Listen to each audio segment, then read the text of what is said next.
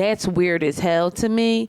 And it's a special place for bitches who want to look like black women, but and act like black women and do all of this and all of that, and then won't protect them. It's a special place in hell for a bitch like that. And I know she a young girl, and we got to give young girls grace and everything like that. But no, that she's an shit adult, is and weird. she's a mother. She'll tell you that too. She old enough to have a child and be, acting an ass on national television. She And knows where exactly is the what she's doing. baby? The grandma is the baby? Where is the baby? That's what the hell I want to know. Where's the baby?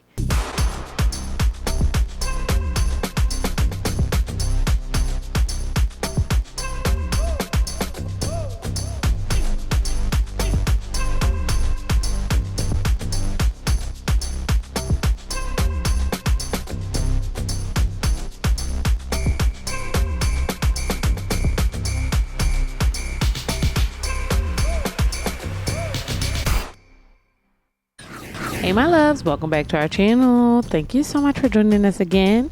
I'm your girl Intisar Eleanor. I'm joined always by my beautiful husband Joseph Conner, and you are on the Conner's couch. We're back and we're just chatting with you guys today. We really didn't have like a deep agenda. Well, the agenda was Ready How to about Love, that? and then Ready to Love went on another hiatus.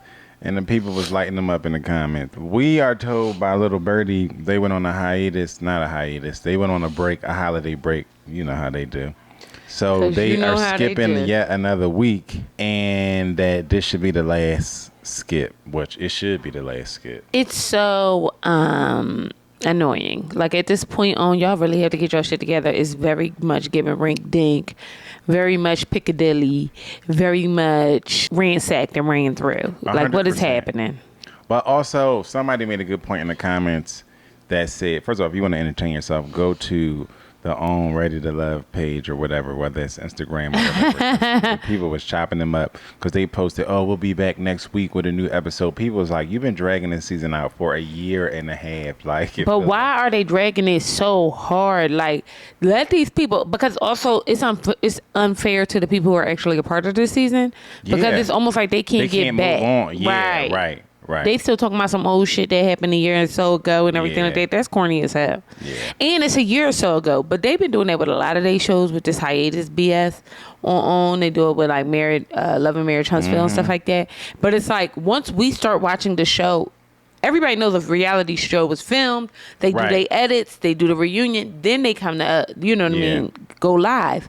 Once you already have a long runway. Yes. Once you keep adding more and more runway, it gets less and less relevant. It kills it. And then you do this thing where you have a reunion. By the time Ready to Love has this reunion, it's going to be 2027. Literally. Like, so then you already know that the reunion is already just a natural distance away from everything, which another long runway reunion was the Love Island thing, which we'll talk about. Way too long. That was another 2 years. We'll talk about that too. But yeah, they just got to keep more consistent with this stuff. Yeah, so it's been really, really annoying. But Joe, how are you feeling today?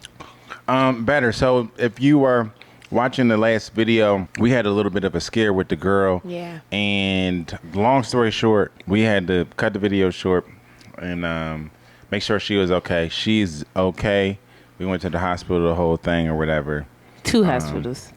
Multiple hospitals. We definitely went to 2. But she's okay and back to kicking and screaming. Literally kicking and screaming. We went to, it's my birthday weekend, so shout out to all the big Virgos out there. Big Virgo energy in this house, okay? Yes. We went to Arizona. We went to Scottsdale. My husband took us down there, and I had a wonderful time. My mom went, my little sister went, the baby went, and it just felt like this is how I should be bringing in my birthday. Like I felt like so complete. It was really fascinating. Yeah, it was a great weekend. And the greatest gift my mother gave to us was sleep. My mom always kind of gives us sleep, but she kept the baby overnight, 2 nights, bro. Mind you, let's not make it sound like it's a big deal. We were on one end of the hallway. They were at the other end of the hallway. Yeah, but it was a big deal to sleep. Baby. That was the first time I slept through the night in a long time. We were knocked out. I woke up and felt bad. Like, I have to go get my baby. Like, you know what I mean? I couldn't believe what time it was.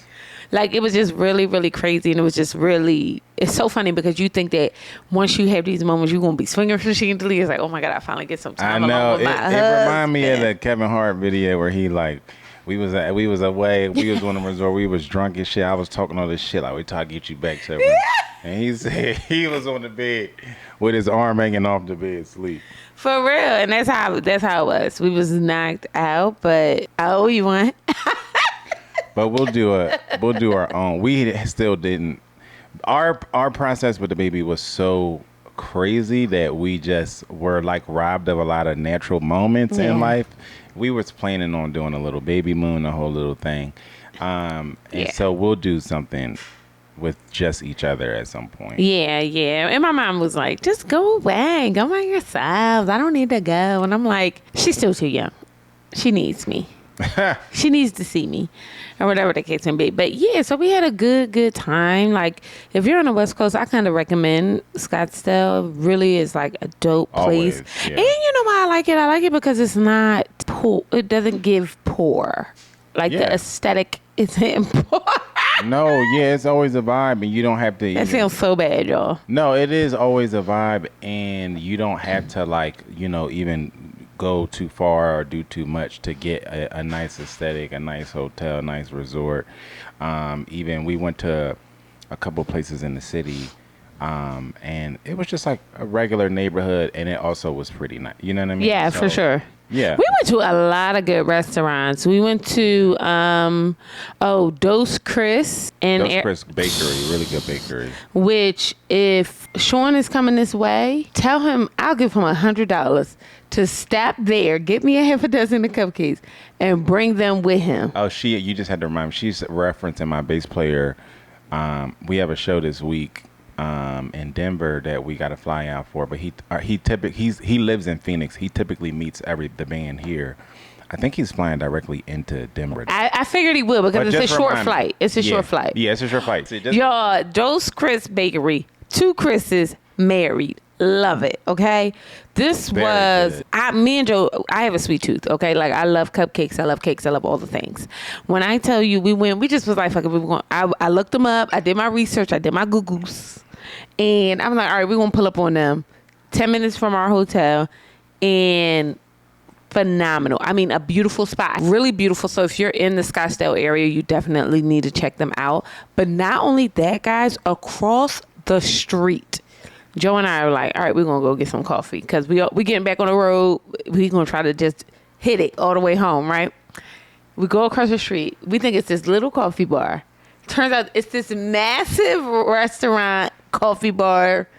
It was like a smorgasbord. It was just great. Like they had everything. It was really a perfect trip. And it's like, I've been kind of dealing with like postpartum and stuff like that. And people and I think Joe has been too. And I don't think that you kind of set you up for that well enough. Like they talk about postpartum, but it's so unique to you. And I feel like this weekend was the first time I just didn't feel low. And since I had the baby, you know what I mean? Yeah. Like I felt like, okay, I feel like myself and I feel like a mama and I feel like, you know what I mean? Like, and it makes me feel good to feel like those things where it's been kind of like a source of anxiety for me a little bit. So it's been, I don't know how you felt, but I felt good. You had to do everything. I'm just glad you had a good time. I just wanted you to have a good birthday, so I'm glad you had a good birthday. It always makes me feel good because I know you always have like a lot of like feelings around a birthday, so I'm just glad you had I do, don't I? Yeah. I'm weird about them. I don't know why I'm weird about birthdays or whatever the case may be, but I kind of am. But this year it was just so different. Like I felt ready to go. I've been posting and stuff like that. So I felt like, not on my own account, but like, I don't know, I feel great and I feel humbled and I feel just full of love, guys. It's really crazy. So talking about being full of love, we're just going to chat about some things. Nothing major, just some things that has happened in the past week. One of which was the Love Island reunion. I don't have many notes on the Love Island reunion. Well, the reunion itself wasn't great. It was not great. It was like there were a lot of hot button topics and things to talk about. Yes. As a whole, I felt like a lot of people agreed that the reunion itself wasn't great. One thing, Gotta give kudos to the boy Andy Cohen. I respect you. I get it. Okay, yeah, because you're not familiar with Andy Cohen's I'm not works. in the housewife universe. I'm not really like that's. It ain't like you won't be in a room. That's with not me. my thing at all. But I wasn't familiar with Andy's game. The way he was holding Huda's feet to the fire really lit a fire for me. Okay, because if you know me, you know I was tired of Huda, like super tired, and I didn't think anything she did was funny. Even when he asked her, she was laughing about something, and he said, "Oh, so that's funny." Like basically, I think it was the crash out. He was talking. They did the Huda Hurricane segment, and she laughed. They played the montage. And that was did y'all think that was weird? She laughed through the entire. So let's take a step back. It's way too many people on the stage. Let's Why start is it there. a choir? It's 1,000 people on the stage, but then it's like people are arriving during the event. They're arriving. They shuffling them in and out. They're going to the green room, and now we're showing them come to the green room. Yes. Why everybody didn't get there on like at the same time? That's number one. Number two, Love Island is too produced. It's so produced. And as a person who watches reality TV, right, I can say that it's really overproduced. It is. And the reunions are overproduced. I watched some of Ace's interview with Speedy, and although it still didn't change my mind about Ace, I do feel like what he did say is that it's really produced. You know what I mean? He like confirmed it. He confirmed it, and I actually agree. He even went to the line of like saying like a lot of our answers are produced. Like don't get it messed up. Like they're actively producing us. He couldn't all out say it, but he pretty much alluded to like they are actively producing us. Yes. And a lot of that y'all don't see. So we got to see a lot of things come to head. You know what I mean? Nobody is really together except for Ace and Shelly, and obviously Clark and Taylor. And is that a surprise for y'all? Because we told y'all that. None of this is. I told y'all every couple was a fake couple except for Ace and Shelly and Taylor. And I said the only four that should be left is Taylor and Clark and Ace and Shelly. But let's talk about that, right? We have this conversation with Jeremiah, and I think that where the timeline splits, where Ace and Shelly and Clark and Taylor, or Taylor and anybody would have been in the final, it splits at the moment in which they vote off Jeremiah. Okay? Because they wanted us to believe, oh, well, Jeremiah, you were always the lowest male. That wasn't the case. Y'all not going to get me to believe that. And then again, y'all might though, right? Because if by Ace's admission, everything is produced, then maybe y'all wanted us to just vote off the lowest person. But y'all not going to get me to believe that many people was voting for Austin. I do not care. I don't believe that either. And y'all not going to get me to believe it. I also don't necessarily believe the order in which these votes came out. Why don't we have more transparency on what's happening with these votes and things like that, number one? Show us who's the bottom. Show us the number total. Show us everything. We voting. You know what I mean? This is supposed to be a democratic system. But at the end of the day, we just hoping that our digital vote is accurate. You know what I mean? Because I believe that the votes were also very much so produced. Yes, and that's why they give you those real tough timelines in order to vote. You are playing this on several coasts, right? So why wouldn't you give more time for people to vote? That's number one, right? The second thing is on Watch What Happens Live. If any of you guys are familiar with Watch What Happens Live with Andy Cohen, he asks questions throughout the show. Mm-hmm. And during the show, he has this sliding percentage that goes back and forth. Now, mind you, the show it's taped early and everything like that.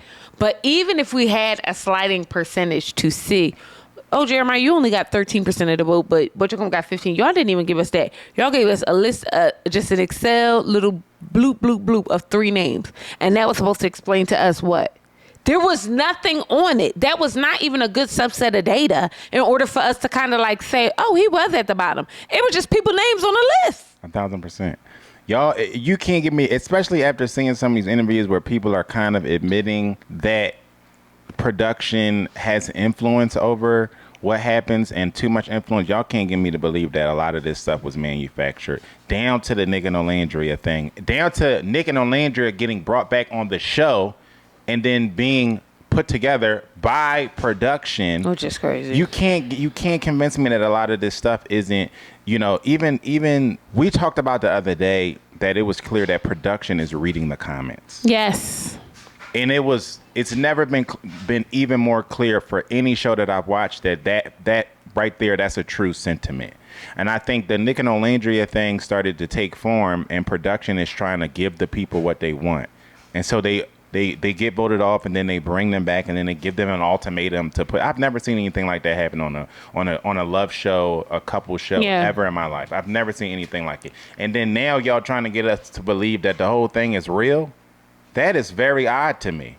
Yeah, like, I'm not necessarily buying into that. Like, I feel like, it is, I don't believe anybody's anything except for, honestly, and I would say Shelly and Ace, but honestly, only Clark and Taylor.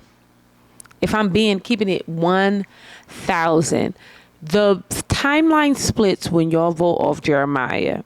And that's because y'all had the opportunity to blow Huda and Jeremiah shit up even more. Now, Ace said that the production his conscience, whatever the fuck that means. He was talking about production. Was telling him that they needed to vote for Huda. So, to stay on the island, and that's what he does. Now, he says that he wanted to vote Huda off.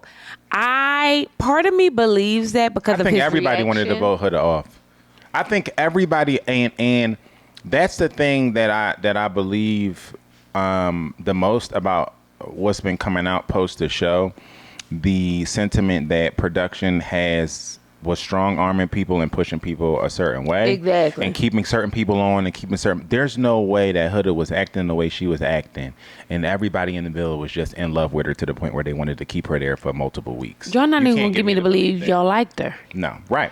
Y'all come here, then it's so many issues with this. And the problem is that I was really annoyed with the Jeremiah thing because I do believe that had Jeremiah stayed, Huda would have been eliminated because nobody would have coupled up with her. I genuinely believe that. I think they had some type of weird agenda to keep Huda there. Huda should have been eliminated. The minute that the only thing that at the time gave me solace about the Jeremiah situation was that he was gone. And in my mind, I'm thinking, that's it.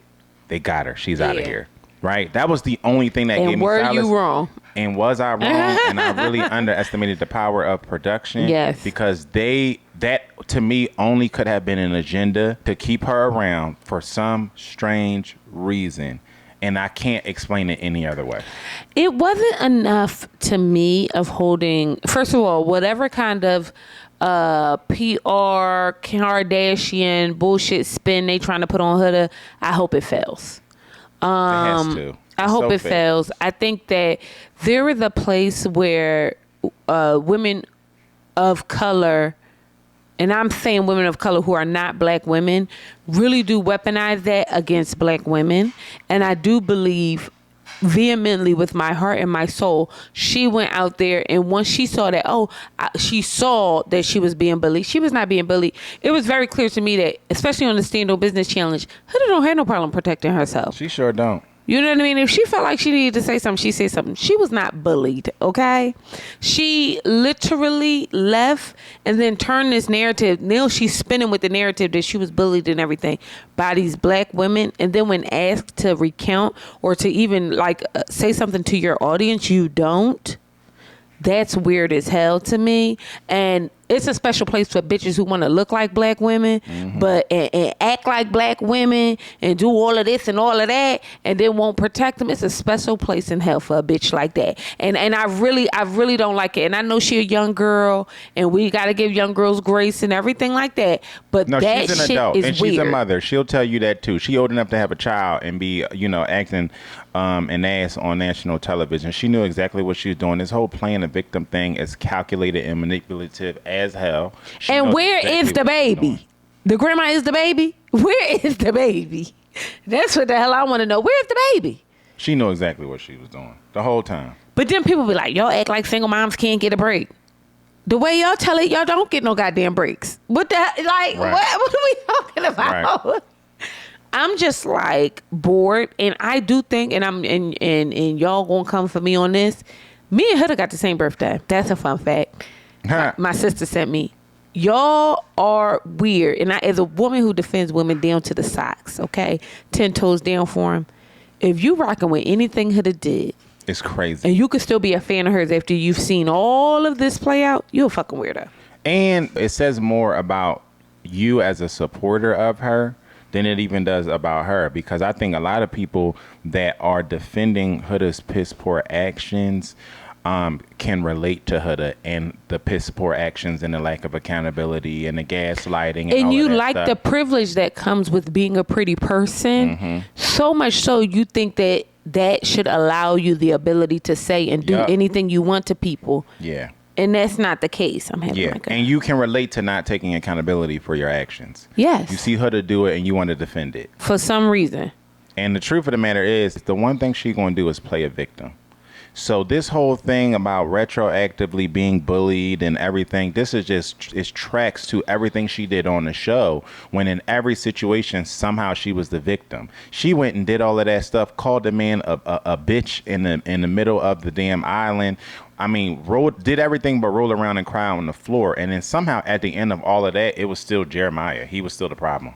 And when Jeremiah came on there, first of all, Jeremiah got an entrance walk. Did anybody notice that? Yeah. Nobody else got like the cameras following them out or whatever the case may be. Jeremiah got an entrance walk. And he came like for blood. And I actually appreciated that, because I felt like in the villa, he was a little too amicable. Yeah. And she was confrontational in a way that kind of teetered on something else. He was a little like not confrontational at all, that teetered on like being walked all over. Yeah. And I'm glad that he came and was like, listen, y'all can't say, first of all, Ace, you can't dictate whether or not I'm love bombing somebody. Cause I'm not, like, how you going to say whether I'm love bombing? You a grown ass man. How you going to say that? And did y'all remember Ace's voice all trembling and stuff? Did anybody pick that up? When? Was he nervous? When? The whole reunion. He was like, I don't think he was nervous. I think he was trying to be calculated, because he's seen the backlash that he's gotten. And I think he's gotten the backlash correctly, to be honest. I don't think he has at all. I think, just like he said, Ace wasn't the sole proprietor of votes. It was a lot of people. All the guys was voting. All the women is voting. Now we know production is voting. Yeah. You know what I mean? Yeah. So I think that was a bit overblown. I think even the whole notion of him being a ringleader, especially when that stuff came out, was overblown. Like, we come to find out that the girls actually went to him and asked him to give the boys an extra push to be active and to do things like that. And then they don't show that. And then they just show him doing it. And then people call him the ringleader. And then I thought it was corny that they didn't come out and just say, like, yeah, we did. We went to him and we asked him, you know what I mean, to kind of, be the ringleader. You know what I mean? So I just thought like a lot of it was overblown.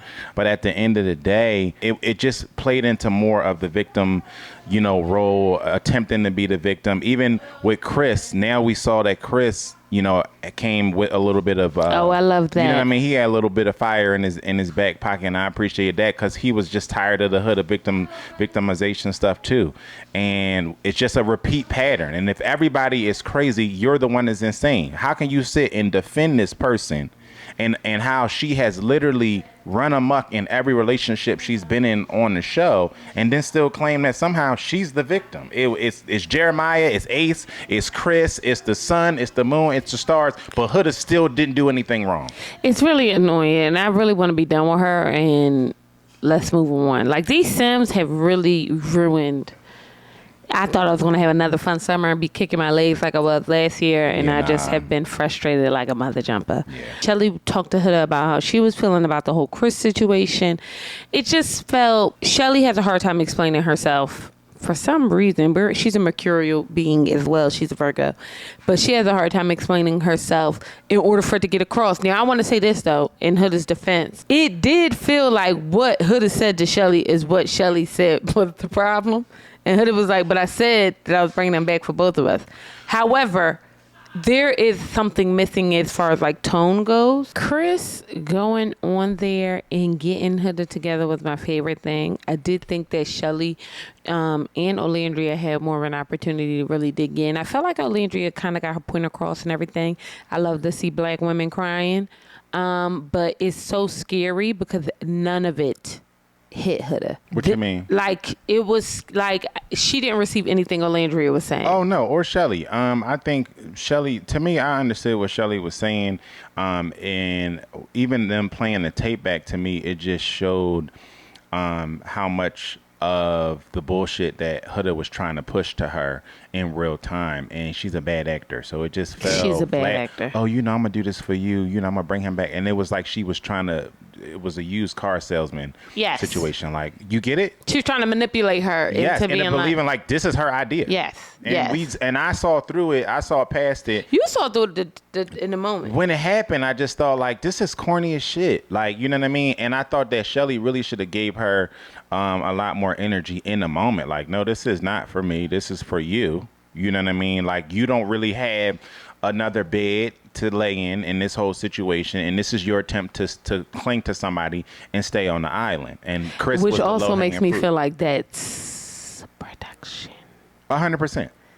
Which also makes me feel that way. It was like every turn she had 9 lives. It was somebody else that was low hanging fruit that she could pair up with, so that she's not, and what we're not talking about is how the men were able to watch her and how she acted, and nobody wanted to pair up with her. She's a beautiful girl. Right. People were still like, nah, I'm good on her. Yeah. You know what I mean? Then she's dating a guy from Perfect Match. Oh God! Now she got a contract with Netflix. Which had to be some of the silliest shit I ever heard in my life. So silly, so BS. But it tracks everything she's done. Post the show ending is right in line with her personality and the toxicity that she likes to operate with. Even that was a very much so like attention grab like situation. You know what I mean? Like, oh, I can't because of Netflix, right? So that to me was more of her just trying to, play it up. You know what I mean? Oh, look at me. You know what I mean? She loves all the. I think she laughed through the Hurricane Huda montages because the attention was on her. And oh my God, yes. Or even she loves. She loves that, and that's what the Netflix thing. Netflix has a contract with the guy. Netflix doesn't have a contract with people who are not on the show, and that's for any show. Like this is just right. Like the NDA just doesn't extend to you because you sitting on his lap. Like, are you what? And what's scary is that the Hudaites will believe it. They in the comments like, oh yeah, like Netflix got them in the ironclad. Like what? That's not how it works. And this is somebody who's been on a reality. I've been on a reality show before. I've signed an NDA, right? Because I signed an NDA doesn't mean that now my sister is in an ironclad NDA. That's not how that works. Right. Haven't been somebody who signed an NDA, are you serious? right? But not only that, the same producers who produced that show, we signed an NDA with them. How about same producers of the show he's on. So I know that NDA ain't that. Like, you know what I mean? Like, stop playing. It's just all about attention. It's all about the spectacle.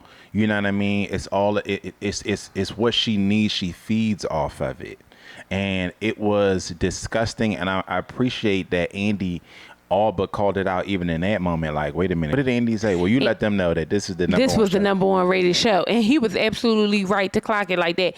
But that's where you don't know where your bread is butter. Andy Cohen is one of the most powerful reality TV producers ever. You know what I mean? Ever. He, like, everything on Bravo, Joe, and all the reality shows on Peacock almost come through him, including this one. And you could tell why, because he was the pro. You wasn't about to sit in his face and get over. He was the pro. Oh, I can't because I talked to Netflix. He like, and I believe he would have went in if he was working on the confines of Love Island. But I believe he would have went in because if she was a housewife, he would have went. Yes, I believe that. I believe that because he knows the stupidity that was coming from her. And I think he was also, like most upstanding human beings and adults, offended by it. Yes. Like, I'm offended by when I watch people do stuff, diabolical stuff like she did, and then laugh at it. That's offensive to me. Yeah. And it's not enough shame in this culture.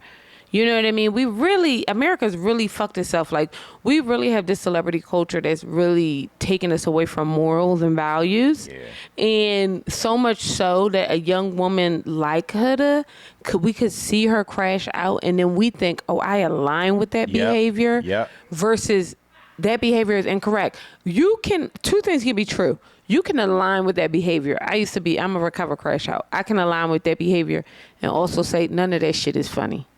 And that person that I was and how I used to act, I now as a grown woman is just like, girl, that's disgusting. You know what I mean? And you don't have to act like that to get your point across. Now, do I believe in being a terrorist to men? Yes, full stop. But do I believe in being a terrorist to other women?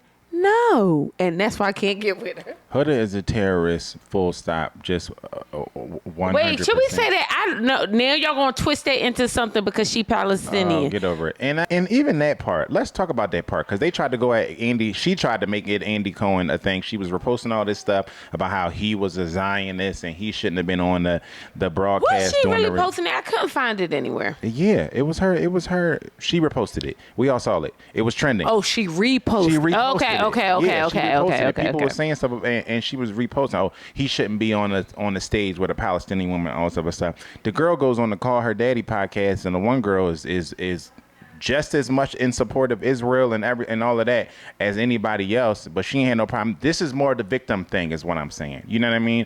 At every turn, whenever there's a crack in the glass for her to be a victim, she'll lean into it, and that somebody else set the stage for that. She didn't even come up with that. How about that? So I'm over her. I'm over Love Island. The people I would like to hear from this point forward, Amaya Papaya, she could still get. Amaya was frauding too. They done broke up too. Was that a surprise? Amaya and Brian was the second biggest scam on the show as well. Like, but the that truth was not a surprise that they wasn't breaking up. And he saw an opportunity, and I'm not mad at him because I see some people is mad at him. He saw just like Huda saw an opportunity to hop in everybody's bed and make like it to the end. Amaya saw an opportunity. Amaya was an opportunist too, y'all.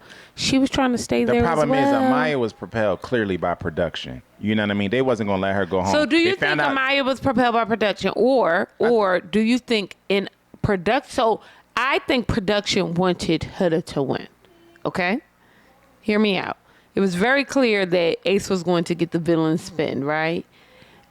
Huda was hanging on by a thread. And then out of nowhere, Amaya comes, and people just like, you know what? Anytime we vote, we just going to vote for Amaya. Like, where you unequivocally cannot say that it's anybody else but Amaya, because she seems like the only person who's not a plant. I think the same way that they was reading the comments about Nick and Alandria, and they wanted to play a fan favorite, was the same way that they was reading the comments about Amaya, and they wanted to push the fan favorite. They could only take Huda, but so far, even up to the last day, because Huda didn't have another person.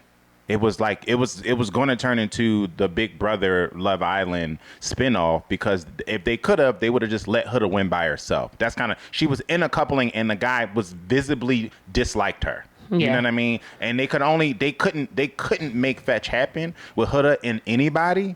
And I think with Amaya, it was more easy for them to do that. But Amaya also was just, I mean, she had 9 lives too. If you go back, oh, that's for sure. Amaya didn't have not one real connection. I genuinely believe that all of this stems from Jeremiah being voted off. It's not. I just really, really believe. I don't even think we get Amaya in the end. If Jeremiah, you know what I mean? Like, I feel like it was literally like a split in the timeline.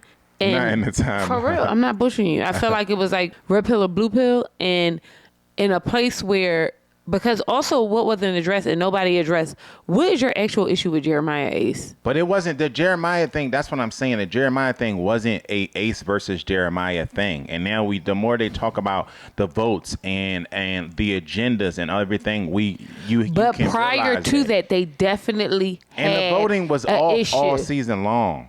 But even Austin said there was definitely some energy between Ace and Jeremiah. What was the energy? I believe that. Why? I just don't believe that Ace was the sole issue in how Jeremiah went home. I don't believe that. I think Taylor had some. I think him and Taylor are haters, and I think that men. There was something there with whatever agenda that production had. I don't really fully understand what that was. Yeah. Because I felt like Jeremiah was more of a favorite, and it doesn't track with how they push these other. Now maybe it was a men's versus women thing, right? It could have been at the time. It could have been at the time, because to me, I look at Amaya and Huda, and I'm like, it could have been the same story. You know what I mean? As far as like just somebody dragging them, they could have dragged him to the end if they wanted to. You know what I mean? So I just thought the whole thing was a little bit weird, but I think that there were definitely more things in play. and talk about an NDA, you could tell that a couple of them are sitting on like biting their tongue when they talk about it. Very true. I feel like Jeremiah's maybe even the split even happens when they had the door challenge and he opens up Iris's door and not Huda's. Yeah. Maybe production thought, oh, he'll open up Huda's door. We don't even have to crack the timeline. I almost feel like it was a part of Huda's art too. Like, oh, like we feel like he doing Huda wrong. Let's get him out of here because that's our fan favorite. You know what I mean? They just forced her to the point where it's just like, I can't close the door on any possibility, like, because it was the Huda phenomenon is so weird. I've never seen anything like it. Never seen anything like it. Huda.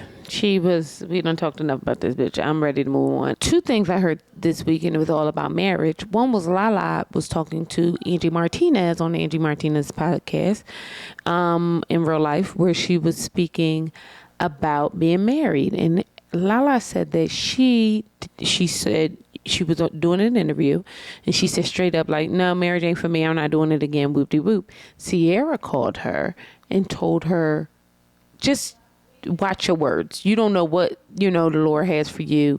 You might be messing up the plan by even speaking this negative energy into the universe. What do you think about that? I totally agree with her. I think we was with a friend this weekend that I said something similar to her. Like, just slow down. Like, you don't know, where life is taking you. You know what I mean? I think that words have power.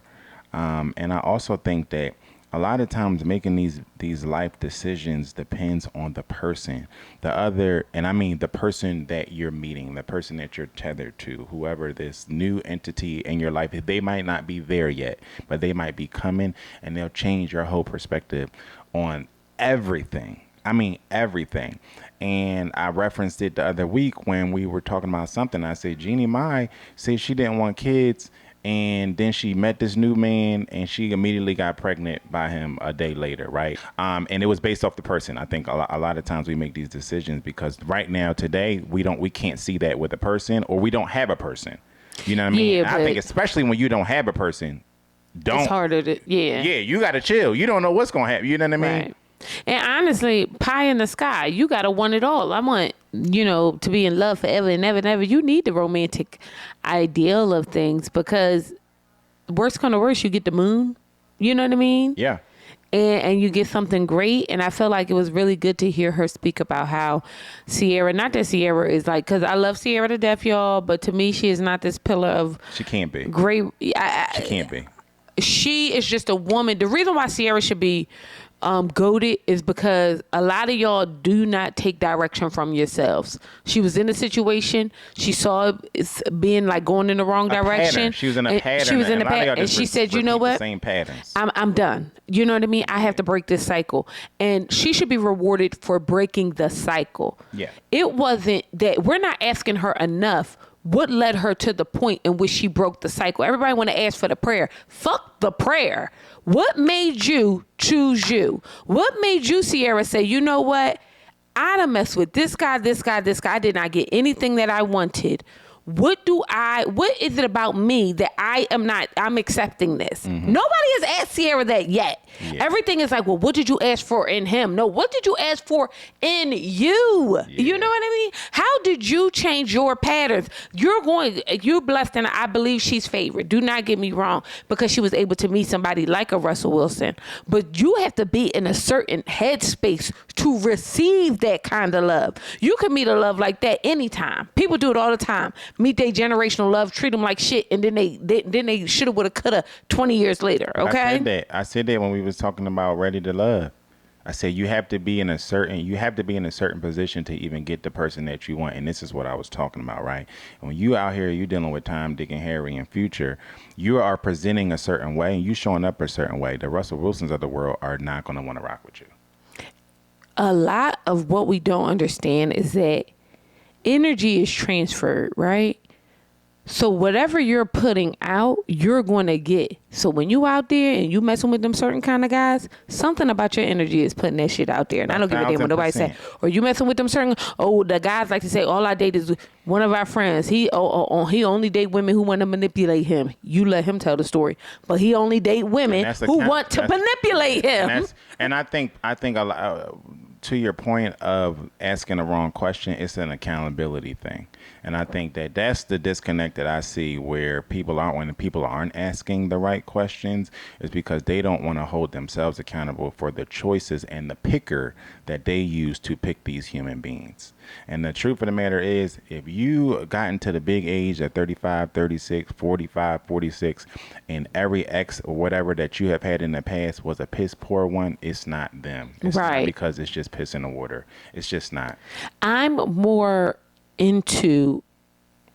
less into whatever prayer that Sierra said and more into what kind of work Sierra did on herself in order to put herself in a position to receive that kind of love. Because you have to do something there. You know what I mean? Like, and you got to change. The prayer is one thing, but the work is the other thing, right? Yeah, you have to change something, and that causes you to look in the mirror and hold yourself accountable for the things that you've done that ended you up in these piss poor relationships many times over. You have to breaking the cycle start with you. It's not you just randomly pick this person who's perfect. That's not how that works. And that's or the Lord just dropped them in your lap. No, that's not how that works.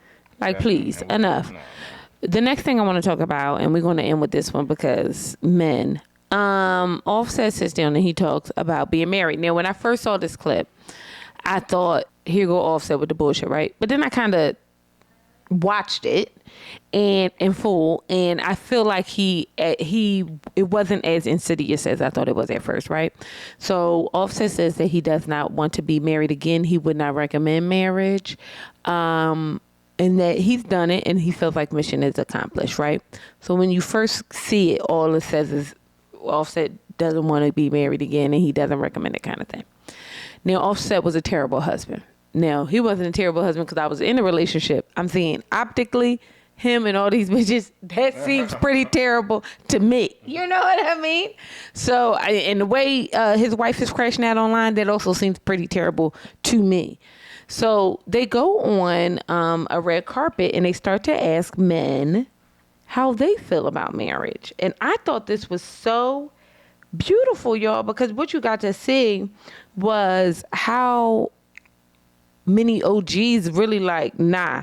Because I really want to ask men, what's the alternative to being married to a woman? What you mean? What is the alternative? You don't want to marry a woman, but you want to what with the woman? Men, it's really doesn't make sense to me. What? Well, to me, this don't sound no difference between Lala saying she don't want to get married and what you call them? 1,000%. I think it's the same thing. Yeah, I think that people get jaded by their experience, and they become extremely short-sighted and believing that. But Lala don't want to have being married again because her husband had a baby on her. He does not want to be married again because he doesn't want the accountability of having not to be in relations with other women. So it's the same, but it's also different. I think that overall it's the same in that people become jaded by their experience. Yes, that's and then they become short-sighted and not acknowledging that this thing can look completely different with a change in your actions, with a change in your spouse's actions in a new environment. I always say people are different with different people, right? So to me, that's just extremely short-sighted to believe that it's the institution that's the issue, right? That to me is also an accountability thing, right? Marriage isn't the issue. It's what happened in your marriage that's the issue. What we also have to acknowledge is that there's always a bunch of things that play a part in what drives two people apart. You know what I mean? And that there needs to be accountability holistically in those situations, because rarely is anybody 100% absolved from wrongdoing. But I think that's that Republican bullshit, right? Like, on both sides, everybody's doing bad, everybody's wrong on both sides. No. The problem I didn't say everybody is doing bad. I'm saying in most relationships, 9 times out of 10, whether somebody stepped out or whether somebody did somebody wrong or whether somebody just has irreconcilable differences, two different people play a part in it. The problem with this narrative is like that can be true, right? But when you're dealing with people who are narcissistic or people who already do not claim responsibility for things, that kind of language absolves people. And what you're saying, no, because is not right. It takes two to tango. It takes two to fight for your love. It takes two to resolve your love, right? But when you are speaking to people who are immature and emotionally unintelligent, they hear that and hear, well, you did that to me, so I did this. That's what they hear. And what I'm saying is, if you do not think that you played any part in the outcome of whatever your fucked up situation is, you are just doomed to repeat that. So then you get these people like Sierra before she meets Russell, who just is dating the same person over and over and over again because they never did anything wrong. Right. That's what I'm speaking to. You cannot go into you cannot be repeatedly the one that's done wrong and 100% absolved and it was always them. So what do you think? Then it'll never end the cycle, and then you sit up in a podcast and you say it's the institution. It's not me. It must be marriage. Right, which sounds so That's idiotic. what I'm saying. But what was really beautiful to see is that most of these men on this carpet, on this BMI carpet, were able to say they had Anthony Hamilton, Vic Mensa, even Sean, even Diddy's son said that, like, no, I think marriage is a good thing. What would you say when somebody say they don't recommend marriage? Do you recommend marriage or no? I do recommend it, and I would, one, ask them why. What's the basis of your theory? Why would you say that, right?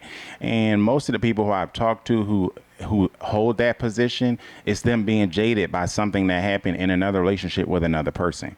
So 9 times out of 10, I'm speaking to whatever happened with whoever that was in the past. Yes. I'm speaking to, you can't let those situations and those experiences dictate your entire future. Yes. Especially when a lot of people who making these staunch stances ain't even 40, ain't even 50 years old yet. You still got a whole life to live, and you're already sticking your claim into saying that I'm done with this whole thing that I have yet to experience with the person, because you can really do yourself a disservice doing it with the wrong person. That's why I don't advise people to get married super young, or I don't advise people to get married when they have not really known the person. They haven't really dated enough, right?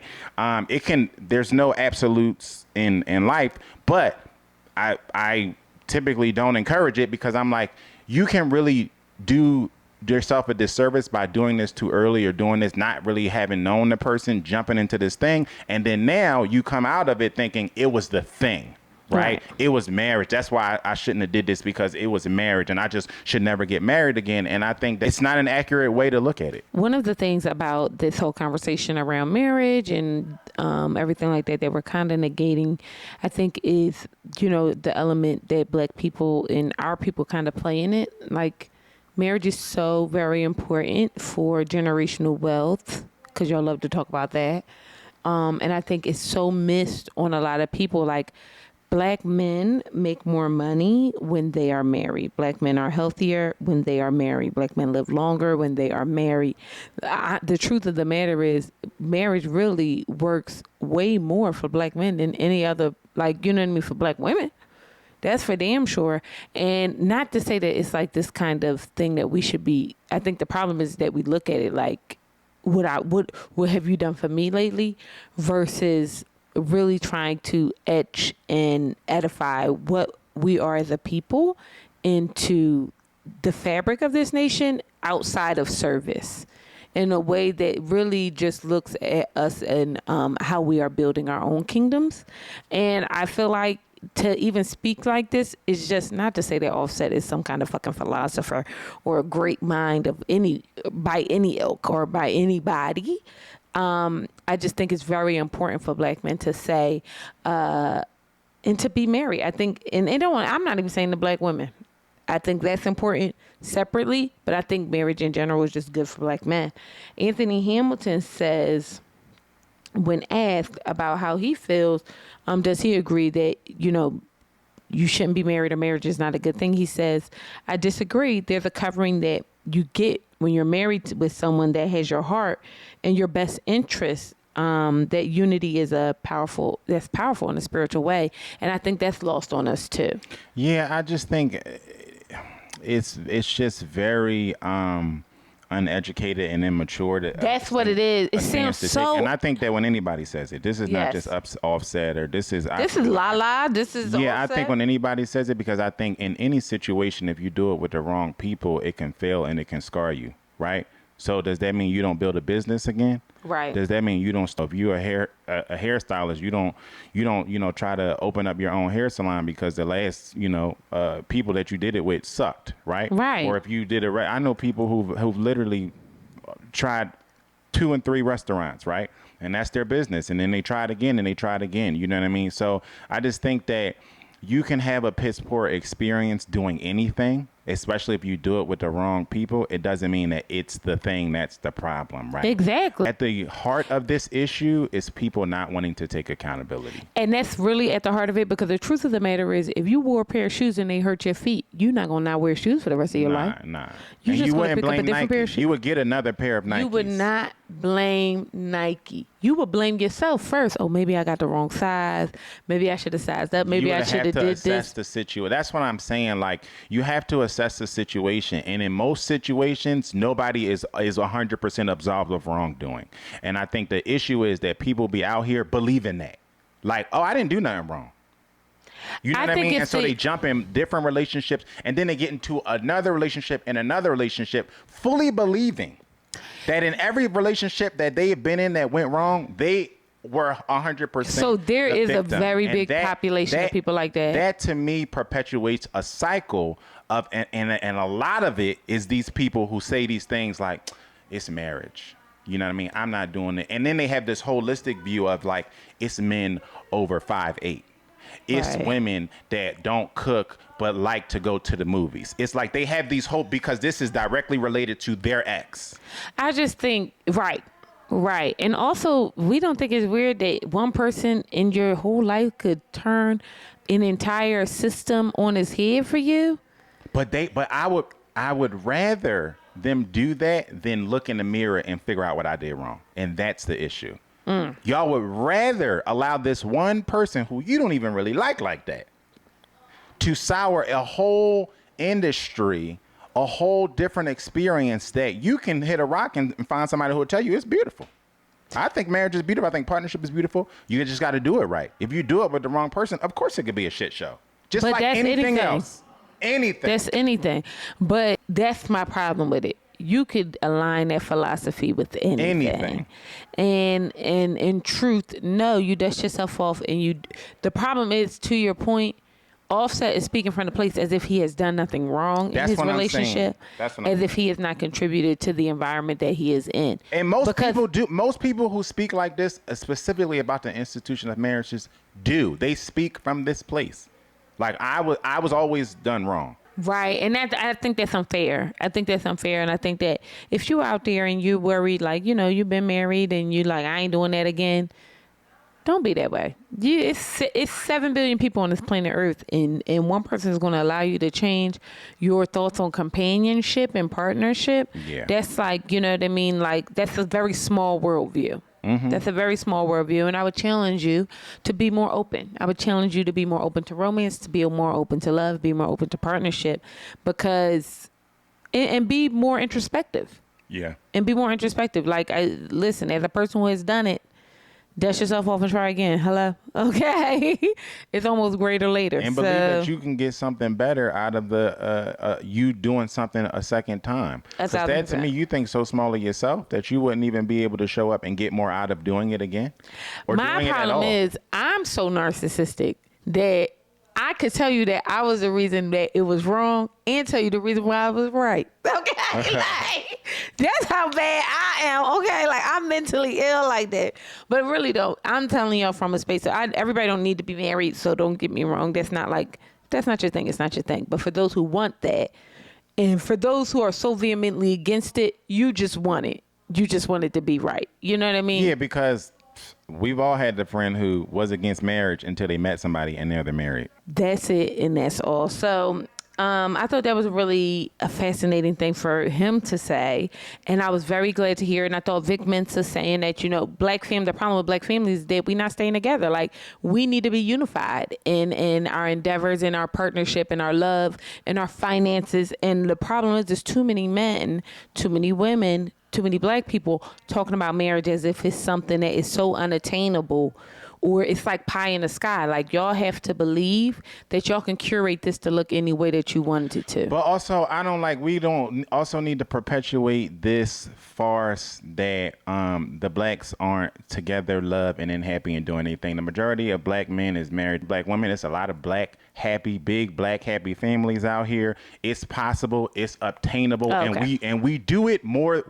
We're doing it more often than we're not doing it. It's just, we, again, are the stupid mother jumpers who want to sit up here and chat with y'all about it. It's a ton of happily married black people. I mean, a ton of happily married black men. And they talk about y'all. They looking at y'all like y'all stupid too. They like, are. They laughing. They watching, but they ain't. A lot of them ain't got nothing to say to y'all because it's hard having conversations with y'all. Because also y'all know everything. All y'all know. It's so many people, singles, who know about marriage who ain't never been married. It's amazing to me. It's beyond. Y'all know so much about. Y'all want to hear something funny? This is random, and we're gonna wrap it up and leave it at this. But Joe and I went to this party one time, and this beautiful young woman, I'm talking to her, and I don't know if she didn't speak to you, whatever the case may be. I don't know. I have a way of making people feel comfortable. She divulges to me that she doesn't talk to people's husbands because they always trying to come at her. And I thought, this is so random, but this just popped in my head.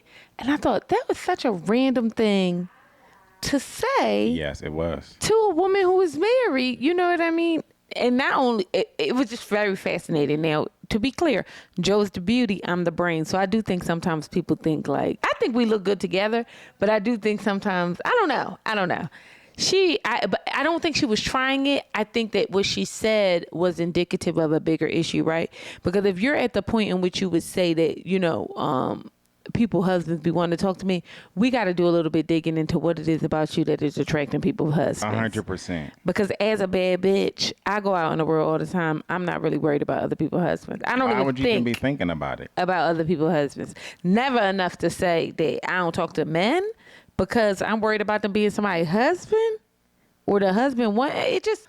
It's just weird, but it also speaks to so many of y'all who have this inflated sense of self. Like, if you would just get over your damn self, the world will open up for you. You know what I mean? The flower of life will crack open. She was single, and I will argue that that's partially the reason she's single. Because you too busy worried about what a married man is thinking about you. Like, are you kidding me? Get over yourself. But I'm saying that to say there's love and room for everyone, okay? And especially women like that. Like, I do believe that men be trying it, but I also believe that y'all be listening. And you focus on the wrong shit. And you worried about the wrong things. And that's really the overarching thing here. Like, we want you guys to go out there and be excited about being in partnership with one another. And we got to figure out, and hopefully Joe and I can kind of lead the charge on making sure I want to be in a space where black people like black people, period. We have been, it has been adversarial for what feels like a couple years.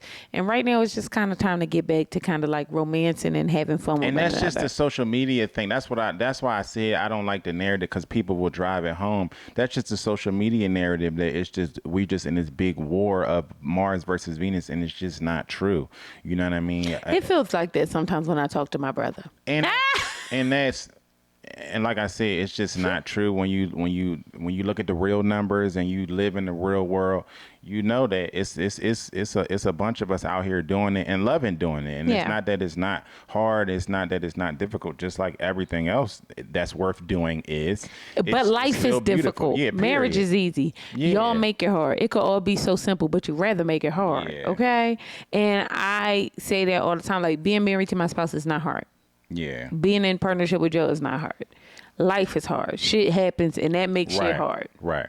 But at the end of the day, I know I'm choosing my spouse. I know that there ain't a motherfucking thing that is going to stop me from choosing him. And that's it, and that's all. That's an easy decision. That's the easiest part of it. Yeah. And it was just navigating the woes of the world. Right. You know what I mean? At least that's how I feel. So, yeah, so we just came to chit chat, give you guys a life update. bust down. Let us know how you guys are feeling. What else we should be chatting about. Thank you so much for joining us again. I'm your girl, Intisar Eleanor. This is my beautiful husband, Joseph Conner. And you've been on the Conner's Couch. Bye. Peace.